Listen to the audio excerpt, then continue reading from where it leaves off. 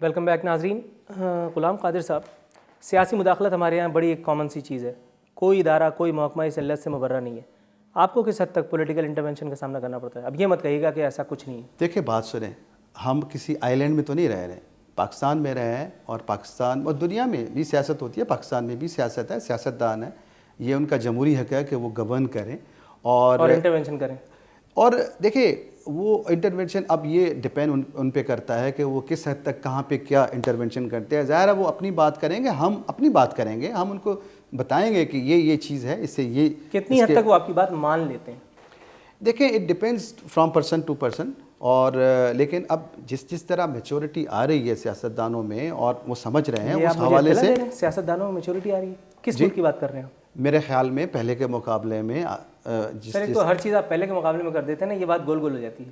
دیکھیں آج کی بات کریں, میں آج کا میں سمجھتا ہوں, میں آج کی بات کیا ہوتا تھا میں آج کی بات کر رہا ہوں. سیاستدانوں میں میچورٹی آ رہی ہے, کوئی پرفیکشن نہیں ہے. دیکھیں کوئی پرفیکشن نہیں ہے کہ بھئی کوئی, لیکن سیاستدان کیونکہ ان کو اس ایڈمنسٹریشن کا ایز سچ اتنا پتہ نہیں ہوتا جب تک ان کو رولز ریگولیشن بتائے نہیں جائیں. یہ جو ہمارے آج کل ایک وزیر داخلہ ہیں جو سلیمانی چادر پہنے رکھتے ہیں, وہ تو نظر ہی نہیں آتے, نہ ٹی وی پہ کہیں نظر آتے ہیں, نہ کہیں اور نظر آتے ہیں. ان سے کس حد تک رابطے میں آپ؟ دیکھیں میں جو ہے وزیر داخلہ کے انڈر نہیں ہوں, تو اس لیے میرا ان سے تعلق نہیں ہے. آپ کس کو رپورٹ کرتے ہیں؟ میں ہمارا پریزنٹ منسٹر الگ ہے. پریزنٹ منسٹر, یہ پریزنٹ منسٹر ابھی جو پورٹ فولیو ہے وہ ہمارے جو ایاز سمرو صاحب ہیں, لا اینڈ پارلیمنٹری افیئر کے منسٹر ہیں.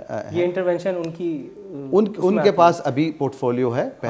پہلے الگ سے منسٹر تھا, اب یہ ان کے پاس ہے. ان کو انٹرونشن کا کتنا کریڈٹ دیں گے آپ؟ دیکھیں وہ خود ایک تو لا اور پارلیمنٹری افیئرس کے منسٹر ہیں, تو وہ لا بھی سمجھتے ہیں, پارلیمنٹری افیئرس کے بھی منسٹر ہیں. تو میں سمجھتا ہوں سر ہمارے یہاں تو قانون توڑتا ہے وہی ہے کہ جو قانون دان ہوتا ہے, لوگ یہ کہتے ہیں واللہ عالم, یا سیاستدان ہوتا ہے. ایک عام آدمی کی تو ضرورت نہیں, میرے خیال میں عام آدمی کو تو پکڑ کے جیل میں بھیج دیا جاتا ہے. نہیں ایسے نہیں ہوتا, ایسے نہیں ہوتا. قانون قاعدہ ہے. سعودیہ میں آ گئے انٹرویو کرتے ہیں. نہیں سعودیہ کی بات نہیں ہے, لیکن ظاہر ہے جب سسٹم چل رہا ہے تو کچھ تو ہو رہا ہے نا, کوئی تو سسٹم ہے نا. اس گورنمنٹ کی نے بہت اٹینشن دی ہے جیل کے ریفارمز کے حوالے سے. سب سے زیادہ کہیں انہی کے لوگ, پریزیڈنٹ, پرائم منسٹر, ہمارے چیف منسٹر صاحب, ہمارے منسٹر صاحبان, اور اسی وجہ سے ریفارمز بھی آئے ہیں. یہ میں اپنی طرف سے نہیں کہہ رہا کہ میری وجہ سے ہوئے ہیں. اس کی وجہ کیا ہے؟ کہیں سب سے زیادہ انہی کے لوگ تو اندر نہیں ہیں. دیکھیں ہر چیز کا کوئی نہ کوئی وجہ ہوتی ہے. دیکھیں جیل میں یہ بات ہے کہ مے بی کہ ان کو ایکسپیرینس ہو, لیکن اور انہوں نے وہ پرابلمز فیل کی ہوں کہ واقعی جیل میں کیا مسئلے ہیں, اور وہ جینین چیزیں یا جینین. سر اگر ایک بات ہے, انہوں نے جیل میں رہ کر کے جیل کے مسائل کو سمجھ لیا, تو وہ ایک عام معاشرہ جو آزاد معاشرے میں وہ سانس لے رہے ہیں, وہاں عام معاشرے میں رہنے والے آزاد آدمی کی وہ آواز کیوں نہیں سن پا رہے؟ دیکھیں ان کی بھی سنیں گے, لیکن وہ جیل کے اب جیل کے لیے کر رہے ہیں تو ظاہر ہے باقی باہر والوں کے لیے بھی کر رہیں گے. اور باہر جو معاشرہ ایک بذات خود جیل بن چکا ہے, اس کا کیا؟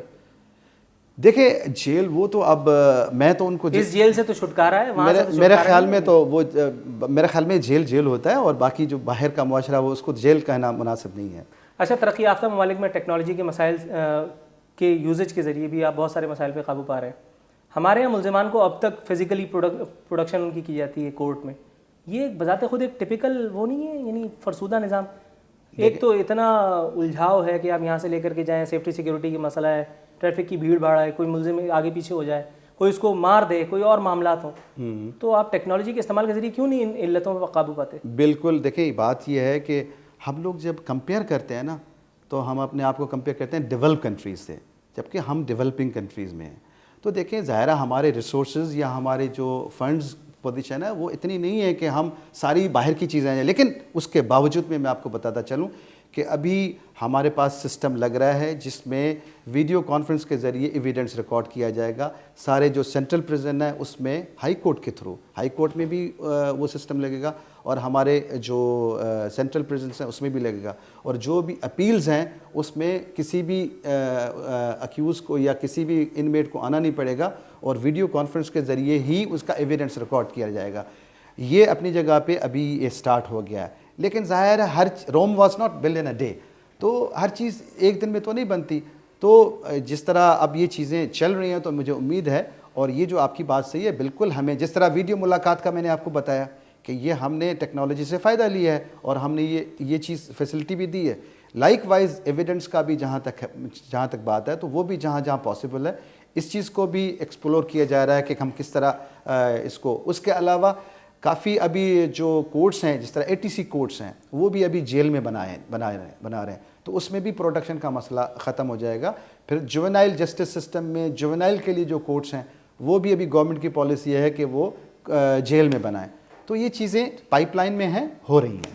ٹھیک ناظرین, یہ تھے IG پریزن غلام قادر تھیبو صاحب. ان کی باتوں سے آپ کس حد تک متفق ہیں میں کہہ نہیں سکتا, لیکن اسی کے ساتھ ہمارے پروگرام کا وقت اب ختم ہوتا ہے. نور العارفین صدیقی کو ہاٹ سیٹ کے ساتھ دیجیے اجازت. فی امان اللہ.